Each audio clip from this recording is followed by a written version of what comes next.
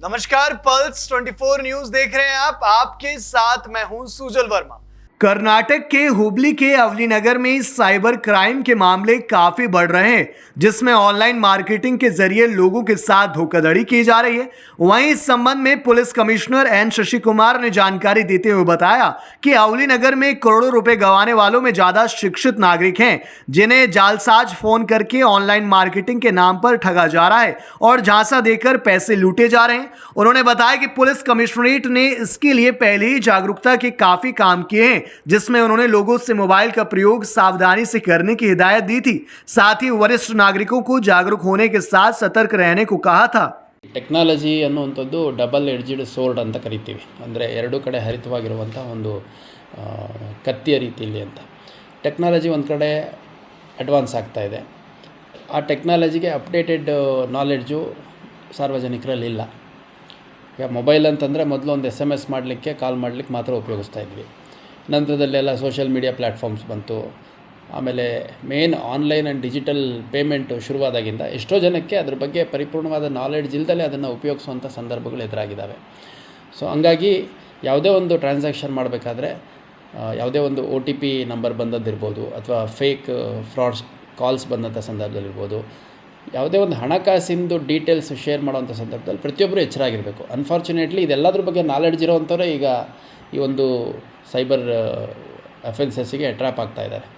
ಹಂಗಾಗಿ I appeal everyone to be extremely careful.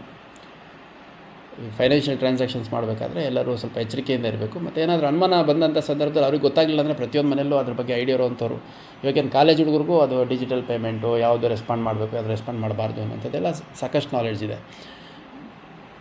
ಸಾಕಷ್ಟು ಪ್ರಕರಣಗಳಲ್ಲಿ ಸೀನಿಯರ್ ಸಿಟಿಸನ್ಸು ಮನೆಗಳಲ್ಲಿ ಕೂತಿರ್ತಾರೆ. ಅವ್ರಿಗೆ ಯಾವುದೋ ಒಂದು ವಾಟ್ಸಪ್ ಕಾಲ್ ಬರುತ್ತೆ, ಒಂದು ವಾಟ್ಸಪ್ಪಲ್ಲಿ ಒಂದು ಯಾವುದೋ ಒಂದು ಡೀಟೇಲ್ಸ್ ಬರುತ್ತೆ, SMS ಡೀಟೇಲ್ಸ್ ಬರುತ್ತೆ, ಈ ಥರದ್ದೆಲ್ಲ ಆಗುತ್ತೆ. ಹಂಗಾಗಿ ಅಂಥ ಸಂದರ್ಭದಲ್ಲಿ ನಿಮಗೆ ನಾಲೆಡ್ಜ್ ಇಲ್ಲ ಅಂದರೆ, ಯಾರಿಗೆ ನಾಲೆಡ್ಜ್ ಇದೆ ಅಂಥವ್ರ ಹತ್ರ ಖಾತ್ರಿ ಮಾಡಿಕೊಂಡು ತಮ್ಮ ಡೀಟೇಲ್ಸನ್ನು ಟ್ರಾನ್ಸಾಕ್ಷನ್ನಲ್ಲಿ ಕೊಡಬೇಕು ಅನ್ನೋಂಥದ್ದು ನಾನು ಮನವಿ ಮಾಡ್ತೀನಿ.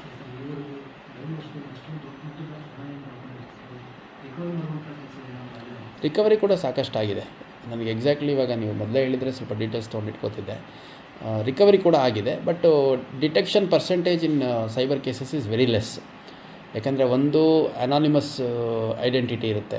ಆಮೇಲೆ ಬ್ಯಾಂಕ್ ಅಕೌಂಟ್ಸು ನಾವು 1092 ನಂಬರ್ 1930 ಈ 1930 ಅಂತ ಒಂದು ಹೆಲ್ಪ್ಲೈನ್ ನಂಬರ್ ಇದೆ. ಅದಕ್ಕೆ ಕಾಲ್ ಮಾಡಿದ್ರೆ ಇಮಿಡಿಯೇಟಾಗಿ ಅಕೌಂಟ್ ಫ್ರೀಸ್ ಮಾಡಿಸೋಂಥದ್ದೆಲ್ಲ ಮಾಡಲಿಕ್ಕೆ ಸಾಧ್ಯ ಇದೆ. ಬಟ್ ಎಷ್ಟೋ ಜನಕ್ಕೆ ನಾವು ಮೋಸ ಹೋಗಿದ್ದೀವಿ ಅಂತ ಗೊತ್ತಾಗೋ ಅಷ್ಟೊತ್ತಿಗೆ ಎಷ್ಟೋ ದಿನ ಆಗೋಗಿರುತ್ತೆ. ಮತ್ತು ಎಷ್ಟೋ ಜನ ಮೋಸ ಹೋಗಿದ್ದೀವಿ ಅಂತ ಗೊತ್ತಾದ ಮೇಲೂ ಹೇಳಿದರೆ ಹೆಂಗೋ ಏನೋ ಅಂತಂದು ತಮ್ಮ ಕುಟುಂಬ ಸದಸ್ಯರಿಗೆ ಅಥವಾ ಯಾರಿಗೆ ಅದ್ರ ಬಗ್ಗೆ ನಾಲೆಡ್ಜ್ ಇದೆ ಅವ್ರಿಗೆ ಇನ್ಫಾರ್ಮ್ ಮಾಡೋದೇ ಇಲ್ಲ. ಅದನ್ನು ಕವರಪ್ ಮಾಡಲಿಕ್ಕೆ ಎಷ್ಟೋ ಜನ ಸಾಲ ಸೂಲ ಮಾಡೋವಂಥದ್ದು, ಒಡವೆ ಹೋಗಿ ಪ್ಲೆಡ್ಜ್ ಮಾಡೋದು, ಯಾವುದೋ ಒಂದು ಪ್ರಾಪರ್ಟಿ ಮಾರುವಂಥದ್ದು, ಅಥವಾ ಬೈಕ್ ಮಾರುವಂಥದ್ದು, ತಮ್ಮ ಹತ್ರ ಇರೋ ವೆಹಿಕಲ್ ಮಾರುವಂಥದ್ದು, ಈ ಥರದ್ದೆಲ್ಲ ಆಗ್ತಾಯಿದೆ. ಹಂಗಾಗಿ prevention is better than cure. ಇದಕ್ಕೆ ಸೈಬರ್ ಕ್ರೈಮ್ಗಳಿಗೆ prevention is better than cure. ಹಂಗಾಗಿ ಹೆಚ್ಚೆಚ್ಚು ವಾಚ್ಫುಲ್ ಆಗಿರುವಂಥದ್ದು. ನಮ್ಮ ಅಧಿಕಾರಿ ಸಿಬ್ಬಂದಿಗಳಿಗೂ ನಾವು ಸಾಕಷ್ಟು ಔಟ್ರೀಚ್ ಪ್ರೋಗ್ರಾಮ್ಸ್ ಮಾಡಿಬಿಟ್ಟು ಶಾಲಾ ಕಾಲೇಜುಗಳಿರ್ಬೋದು, ನಮ್ಮ ಮೊಹಲ್ಲಾ ಕಮಿಟಿ ಮೀಟಿಂಗ್ಗಳಲ್ಲಿರ್ಬೋದು, ನಮ್ಮ ಪೀಸ್ ಕಮಿಟಿ ಮೀಟಿಂಗು, ಶಾಂತಿ ಸಭೆಗಳು, ಮತ್ತು ಪ್ರತಿ ಏರಿಯಾಗಳಿಗೆ ಹೋದಂಥ ಸಂದರ್ಭದಲ್ಲಿ ನಾವು ಕೂಡ ಸಾಧ್ಯವಾದಷ್ಟು ಅವೇರ್ನೆಸ್ ಕ್ರಿಯೇಟ್ ಮಾಡೋಂಥ ಪ್ರಯತ್ನ ಮಾಡ್ತಿದ್ದೀವಿ. ಅನ್ಫಾರ್ಚುನೇಟ್ಲಿ ಇದ್ರ ಬಗ್ಗೆ ನಾಲೆಡ್ಜ್ ಇರೋವಂಥವ್ರೆ ಹೆಚ್ಚು ಮೋಸ ಹೋಗ್ತಿರೋವಂಥದ್ದು ನೋಡಿದ್ರೆ ಬೇಸರ ಆಗುತ್ತೆ.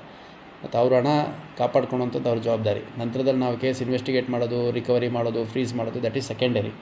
ಬಟ್ ಅವ್ರ ಹಣ ಅವ್ರಿಗೆ ಅಚ್ಚುಕಟ್ಟಾಗಿ ಇಟ್ಕೊಳ್ಳೋಂಥ ಜವಾಬ್ದಾರಿ ಅವ್ರಿಗಿರುತ್ತೆ. ಹಂಗಾಗಿ ಯಾವುದೇ ಒಂದು ಫ್ರಾಡುಲೆಂಟ್ ಕಾಲ್ ಅಂತ ಯಾವುದೇ call, you suspect every call which comes to you suspect every transaction which is sought for. ಪ್ರತಿಯೊಂದು ನಿಮಗೆ ನಿಮ್ಮ ನಡುವೆ ನಿಮ್ಮ ಜೊತೆ ಆಗುವಂಥ ಪ್ರತಿಯೊಂದು ಫೈನಾನ್ಷಿಯಲ್ ಟ್ರಾನ್ಸಾಕ್ಷನನ್ನು ಅನುಮಾನವಾಗೇ ನೋಡಿ. ಜೆನ್ಯೂನ್ ಆಗಿದೆ ಅಂತ ಅಕ್ಸೆಪ್ಟ್ ಆದಮೇಲೆ, ಜೆನ್ಯೂನ್ ಆಗಿದೆ ಅಂತ ಕನ್ವಿನ್ಸ್ ಆದಮೇಲೆ ಟ್ರಾನ್ಸಾಕ್ಷನ್ಸ್ ಮಾಡಿ.